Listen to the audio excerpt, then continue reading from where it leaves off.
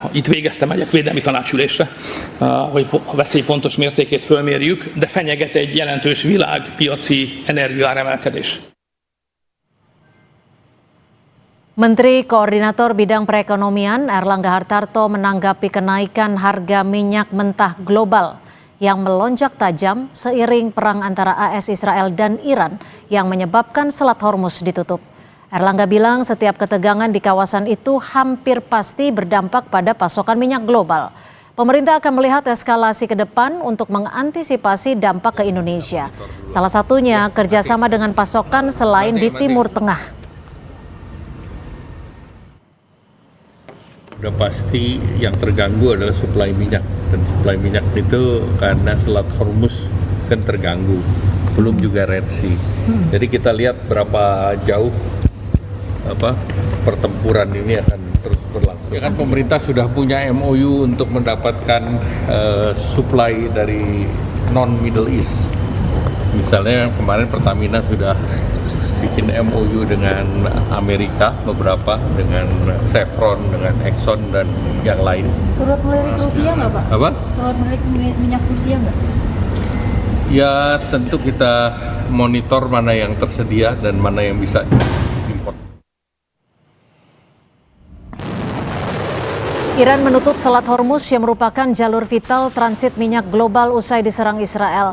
Penutupan Selat Hormuz dilakukan pada Sabtu 28 Februari sebagai aksi balasan Iran terhadap serangan militer gabungan AS Israel. Selat Hormuz merupakan penghubung Teluk Persia ke Teluk Oman dan penutupan akan mengganggu pasar energi global.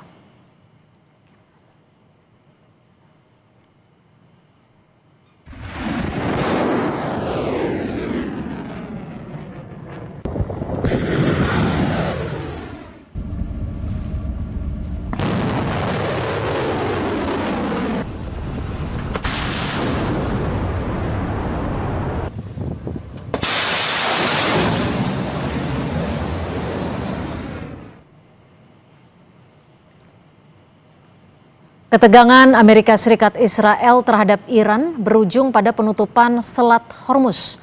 Ini merupakan jalur utama minyak dunia.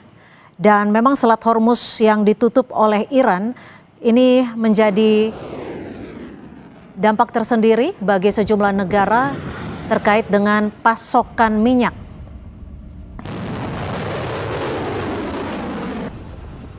Ditutupnya Selat Hormuz yang merupakan jalur utama minyak dunia. Lalu seperti apa antisipasi pemerintah Indonesia terhadap potensi meroketnya harga minyak di pasar dunia? Kita akan bahas bersama juru bicara Kementerian ESDM Dwi Anggia. Selamat petang Mbak Anggia, terima kasih sudah bergabung bersama kami di Kompas Petang. Selamat petang, Cynthia, Mbak Cynthia.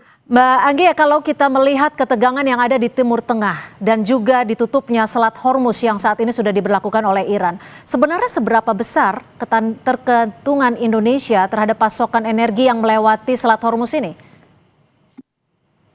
Ya, kalau kita berbicara soal pasokan energi, Indonesia ini kan memiliki sumber atau source tidak hanya dari satu wilayah negara ya. Kita memiliki beberapa region yang untuk supply untuk baik itu BBM dan juga crude yang kita impor. Jadi bahwa ada kondisi geopolitik sekarang yang cukup, kalau kita bisa bilang sudah cukup memanas, berpengaruh atau tidak ya secara stok. Kita bisa bicara kalau stok untuk di dalam negeri tidak terganggu, tapi yang pasti ini akan menekan harga minyak dunia, Mbak Cynthia.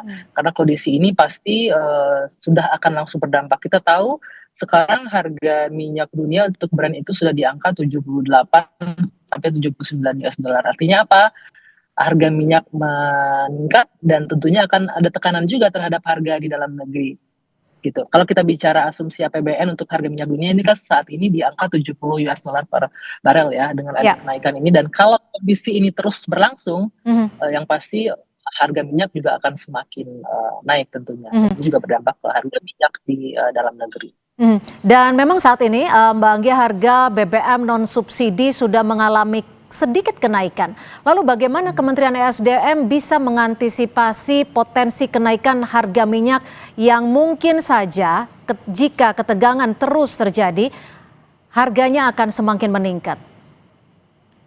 Yang pasti pemerintah akan melakukan antisipasi semaksimal mungkin, karenanya besok ini Menteri SDM Pak Bahlil Lahadalia akan langsung memimpin rapat dengan Dewan Energi Nasional dan juga sejumlah kementerian terkait untuk memantau, mengantisipasi kondisi geopolitik yang sekarang luar biasa ini agar tidak berdampak terlalu signifikan terhadap kondisi internal kita di tanah air. Dan kalau kita berbicara harga minyak naik, tentunya tidak hanya kepada harga minyak non subsidi ya, harga minyak subsidi pun tentu akan terimbas dalam hal ini. Artinya kalau kita bicara harga minyak subsidi naik, tentunya beban anggaran untuk subsidi juga akan pasti sudah terbebani, akan bertambah juga. Namun demikian, pemerintah akan melakukan mitigasi, antisipasi terkait hal ini sehingga kita tidak terlalu berdampak. Seperti yang saya bilang tadi, kita memiliki beberapa sumber untuk pasokan minyak tidak hanya dari negara di Timur Tengah ya, kita juga punya dari macam-macam, baik itu dari Afrika, kita punya dari Amerika juga dan lain-lain. Oke, jika nanti sumbernya tidak berasal dari Timur Tengah dan tidak melewati Selat Hormuz, apakah ini juga akan meningkatkan harga? Mengingat jalur yang akan semakin jauh, tentunya harga minyak yang dijual akan semakin mengalami pelonjakan cukup ekstrim. Kalau bicara jalur, sebenarnya kan karena kita sumbernya tidak satu, tidak terlalu berpengaruh. Yang pasti harga minyak naik disebabkan karena tekanan harga minyak dunia yang naik. Lebih kepada itu sih Mbak Cynthia. Mbak Anggia, ini sekedar antisipasi. Presiden Trump menyebutkan bahwa serangan akan berlangsung kurang lebih sekitar 4 pekan. Jika memang nantinya harga minyak melonjak ekstrim, siapa yang akan menanggung beban terkait dengan peningkatan harga? Apakah akan dialokasikan kepada APBN atau mungkin justru masyarakat yang akan menanggung? Dalam artian harga BBM akan naik. Kalau untuk ini yang pasti pemerintah akan berupaya semaksimal mungkin untuk menjaga daya beli masyarakat. Dalam artinya kalau untuk BBM bersubsidi sudah pasti akan menjadi tanggungan pemerintah dalam hal ini. Gimana caranya kita menjaga agar masyarakat daya belinya tetap terjaga, tidak terpengaruhi, tidak terdampak dari kondisi geopolitik yang terjadi saat ini. Kalau koordinasi SDM sendiri dengan pihak-pihak terkait untuk mengantisipasi pasokan sudah ada sejauh mana sampai saat ini, Mbak Anggia? Besok Mbak Cynthia kita akan memaksimalkan, karena besok Pak Menteri SDM akan memimpin langsung rapat menindaklanjuti kondisi geopolitik yang luar biasa ini. Kita semua sama-sama kaget kan, seperti yang kita tahu kemarin Presiden baru saja di hari yang sama baru landing di tanah air dan serangan dari Israel ke Iran ini terjadi, sehingga semaksimal mungkin, secepat mungkin ini akan segera ditangani. Yang pasti masyarakat tetap tenang, karena kalau bicara stok BBM kita masih aman, masih mencukupi. Mungkin yang akan terdampak ya tadi seperti yang Anda sampaikan, karena harga minyak dunianya sudah naik, harga minyak naik pasti sedikit banyak akan berimbas terhadap harga, terutama untuk yang BBM non subsidi. Oke, yang dikhawatirkan ketika pasar energi global mengalami gejolak, ini kita akan masuk dalam fase panic pricing. Apakah skenario pemerintah sudah disiapkan untuk setidaknya menekan kepanikan di masyarakat Indonesia pada khususnya? Tidak hanya skenario pemerintah, di sini juga teman-teman media juga bertanggung jawab untuk tidak menimbulkan kepanikan tentunya di masyarakat. Kami juga mengajak bekerja sama agar teman-teman media juga memberikan informasi yang utuh, kemudian juga tidak menimbulkan kepanikan, menenangkan masyarakat. Seperti yang saya sampaikan tadi, kita dalam kondisi stok untuk BBM aman, dan yakinlah pemerintah akan terus menjaga agar masyarakat tidak merasakan dampak yang signifikan terkait dengan kondisi geopolitik yang terjadi saat ini. Oke, baik, terima kasih juru bicara Kementerian SDM Dwi Anggia sudah berbagi informasi di Kompas Petang. Selamat sore Mbak Anggia. Selamat sore. Ya.